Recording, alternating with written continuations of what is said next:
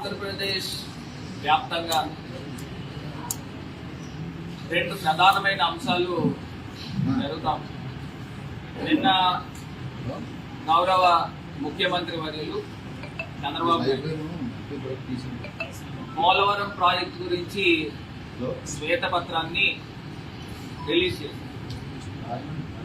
నాకు ఒకటి అర్థం కాని అంశం ఏంటంటే, ముఖ్యమంత్రి గారు ఎవరు బేస్ చేసుకుని, అంటే ఇది నేషనల్ ప్రాజెక్టు, దీనికి పోలవరం ప్రాజెక్ట్ అథారిటీ అంటే పీపీఏ అని ఉంది, దాంతోపాటు సిడబ్ల్యూసి, ఈ రెండు నేషనల్ ఇన్స్టిట్యూట్ ఉంది.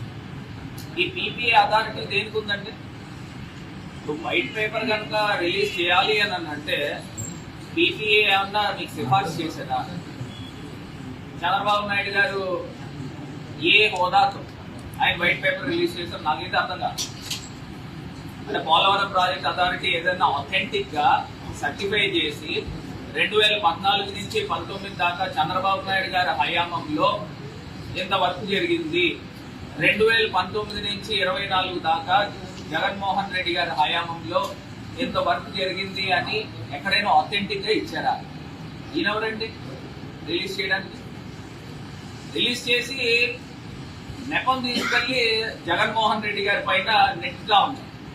నేను ఇవాళ పోలవరం ప్రాజెక్ట్ గురించి నేను గతంలో కూడా చెప్పా, మేము అధికారంలో ఉన్నప్పుడు, ఇప్పుడు మేము ప్రతిపక్షంలో ఉండి కూడా చెప్తా ఉన్నాం.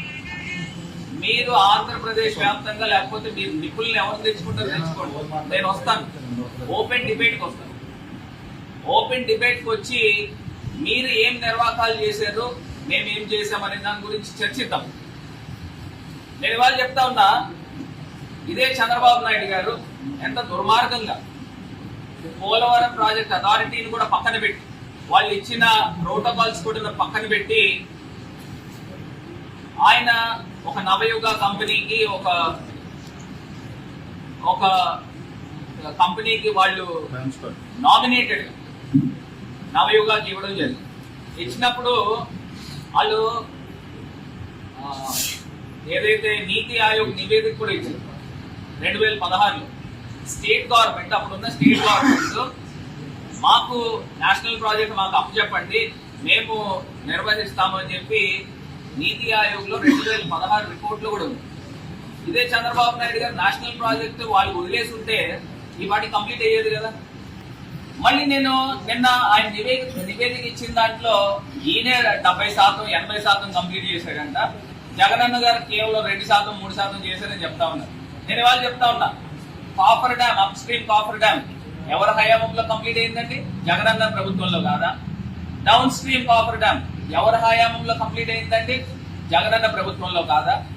మొత్తం స్పిల్వే కంప్లీట్ చేసి హైడ్రాలిక్ గేట్స్ పెట్టి నీరుని నదిని డైవర్ట్ చేసి ఈ స్పిల్ ఛానల్ మీదుగా పంపించింది ఎవరి హయాంలో పంపించారండి? ఈ నీరంతా కూడా జగనన్న గారి ప్రభుత్వంలో కాదా? మరి ఇన్ని కంప్లీషన్ చేసిన ప్రభుత్వం జగనన్న గారి ప్రభుత్వం అయితే కేవలం జగనన్న 4% కంప్లీట్ చేశాడు, 5% కంప్లీట్ చేశాడని తప్పుడు లెక్కలు ఇస్తా ఉన్నారు. ఇవన్నీ పక్కన పెడితే ముందర పోలవరం ప్రాజెక్టు ఇంత అనర్థానికి దారి తీసిన భారతులు ఎవరో అని అడుగుతా ఉన్నారు. చంద్రబాబు నాయుడు గారు కాదా అని అడుగుతా ఉన్నారు.